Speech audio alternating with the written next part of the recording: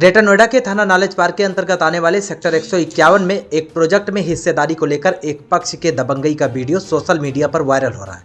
हाथों में लाठी डंडे लेकर दर्जनों लोगों की भीड़ एकाएक करके फार्म के भीतर दाखिल होने लगी। वहां पर मौजूद स्टाफ ने जब उन्हें रोकने की कोशिश की तो उनके साथ मारपीट की गई। यह वारदात कहीं कैमरे में न कैद हो जाए, इसके लिए सीसीटीवी कैमरे तक उखाड़ दिए गए। इस घटनाक्रम ने बेहतर कानून व्यवस्था का नंबर लेने वाली नोएडा पुलिस के सामने भी कई सवाल खड़े कर दिए हैं। सरेआम इस तरीके का उपद्रव करना आखिर कहां तक ठीक है? अब आपको विस्तार से बताते हैं कि आखिर पूरा मामला क्या है। पीड़ित नीरज कुमार शर्मा व भरत शर्मा दोनों सगे भाई हैं। वहीं उनके साथ इस प्रोजेक्ट में 5% के हिस्सेदार कुशल राठी भी हैं।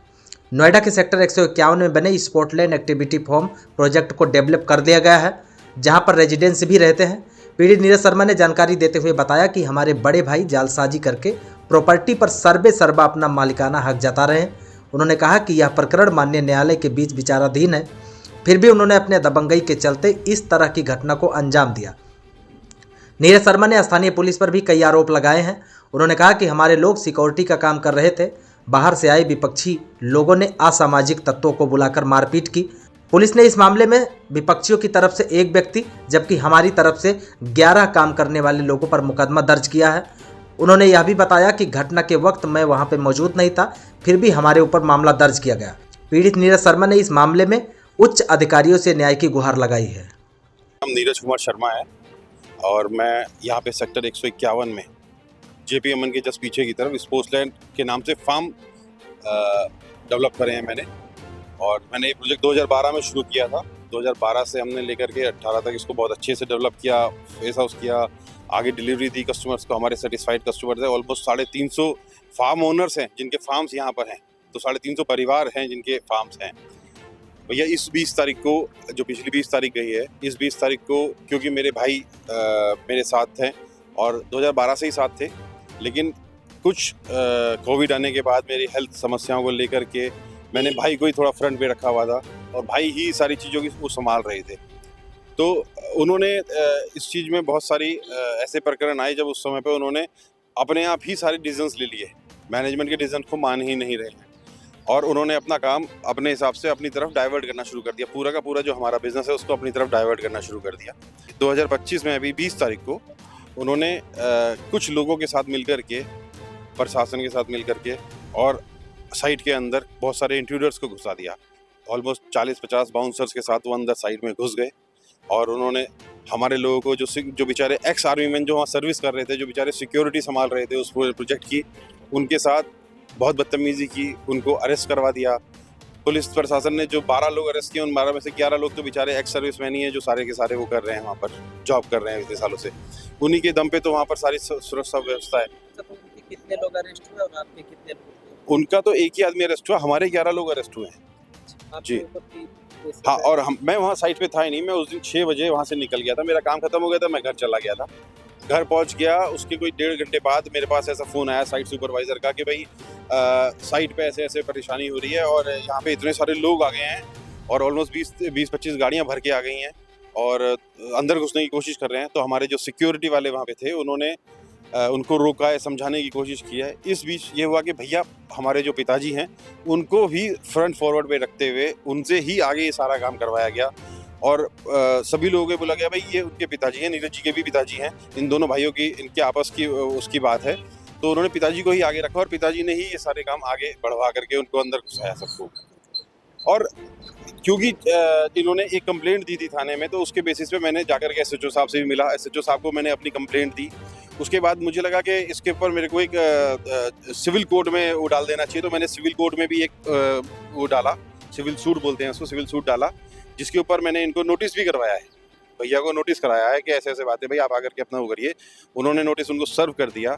उसके बाद ही उन्होंने जो है 20 तारीख को ये कर दिया, जबकि मैंने एसएचओ साहब के पास भी एप्लीकेशन लगाई थी प्रोटेक्शन के लिए। मैंने उसके ऊपर क्या बोलते हैं डीसीपी साहब के पास गया, उनके पास भी एप्लीकेशन लगाई।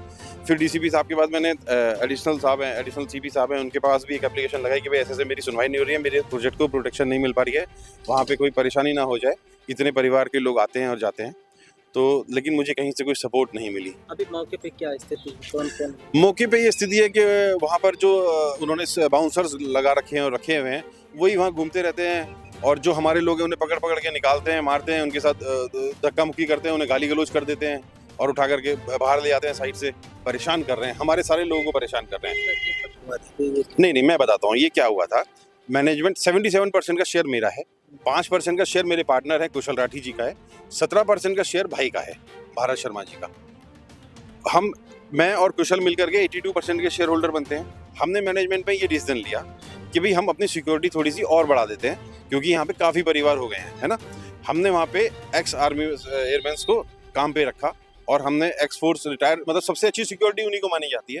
हमने उन्हीं में से 5-7 लोग हमने और बढ़ा दिए, बस इतना हमने किया, जिससे उनको थोड़ा ये लगने लगा कि क्या हम कोई कब्जा ले रहे हैं या कुछ कर रहे हैं। कोई भी कब्जा कैसे ले सकती है, वहाँ तो RW है ऑलरेडी। वहाँ पे मतलब किसी एक का प्रोजेक्ट कैसे हो सकता है, वो तो प्रोजेक्ट डेवलप हो चुका, कस्टमर्स को हैंड ओवर हो चुका, वो किसी एक का प्रोजेक्ट कैसे हो सकता है। प्रशासनिक अधिकारी क्या चाहते हैं, क्या मुझे मदद की जाए, मतलब कुछ तो जस्टिस करें। ऐसा क्या है वहाँ पर, ऐसा क्यों हो रहा है कि आज मेरे ऊपर उन्होंने ऐसा मुकदमा दायर करा दिया, जबकि मैं साइट पे नहीं था और वो सब लोग साइट पे थे, और आज भी वो वहीं पे बैठ करके साइट पे बैठे हैं। मुकदमा है, उसके बाद भी वो साइट पे बैठे हैं, भाई भी बैठे हैं, पिताजी भी बैठे हैं, और जिन जिन लोगों के नाम है वो भी सब वहीं पे बैठे हैं, और मैं अंदर नहीं जा सकता हूँ, मेरे को मना कर रखा है। पहले से बताया कि भाई मैटर अब सिविल कोर्ट में है, जज साहब इस पे फैसला देंगे अपना। अभी 14/5 की तारीख लगी हुई है जिसमें उनको आपत्तियां दर्ज करानी है अपनी, तो उस जो सिविल कोर्ट के बावजूद, और ये बात मैंने SHO साहब के भी संज्ञान में डाली है, DCP साहब के संज्ञान में डाली है, यहाँ तक कि DCP साहब ने मुझे इस बात का आश्वासन दिया कि आप बिल्कुल निश्चिंत रहिए, पुलिस की तरफ से आपको कोई प्रेशर नहीं है और हम आपको सपोर्ट करेंगे। मैंने उसी समय, जिस समय पे मेरे साइट सुपरवाइजर का फ़ोन आया, मैंने उसी समय पे 112 मिला करके फ़ोन करा। मैंने DCP साहब को इन्फॉर्म करने की कोशिश करी, मैंने 3 बार वहाँ फ़ोन किया, मेरे साइट सुपरवाइजर ने भी 112 पे फ़ोन किया, सब लोगों ने फ़ोन किया। मतलब इस तरह से कैसे कि आप 60-70 लोगों को लेकर के अंदर घुस जाएंगे और ये कर देंगे, कि इससे तो बलवा उन्होंने मचाने की कोशिश की है ना। हम तो ऐसा कुछ नहीं करना चाहते थे, हम तो आराम से शांति व्यवस्था बनाए रखी थी। सिक्योरिटी कोई मेरा कोई वो थोड़ी है, सिक्योरिटी तो वहाँ के लोगों के लिए है ना, जो 350 फार्म ओनर्स हैं, उन लोगों के लिए सिक्योरिटी है। इसमें तो ये तो वो गलत काम कर रहे हैं, वो इंट्रूडर्स को अंदर घुसा रहे हैं, जो कि गलत बात है। भैया 20 तारीख की शाम को जो बता रहे हैं कि बलवा हुआ, बलवा तभी तो होगा जब कोई दो ग्रुप होंगे, ऐसा तो कोई था ही नहीं। मेरी तो सिर्फ एक्स आर्मी मेंस वहाँ पे अपनी नौकरी कर रहे थे बेचारे सिक्योरिटी पे, ये सब लोग आकर के एकदम से इन्होंने आकर के जबरदस्ती अंदर घुसने की कोशिश करी। तो ये बलवा कहाँ से हुआ, ये बलवा थोड़ी हुआ, ये तो जबरदस्ती अटैक हुआ कि आप सामने से अटैक कर रहे हो आकर के और साइड में अंदर घुसने की कोशिश कर रहे हो। आपके पास मेरे इसके सारे वीडियोस मैंने आपको दिए हैं, आप इसको देख सकते हैं कि सामने से सारे लोग आए, उन्होंने आकर के बैरियर खोल दिया, और यहाँ तक कि मेरे पिताजी आए, भैया आए, उनके साथ मनोज कौशिक जी थे और बहुत सारे लोग थे।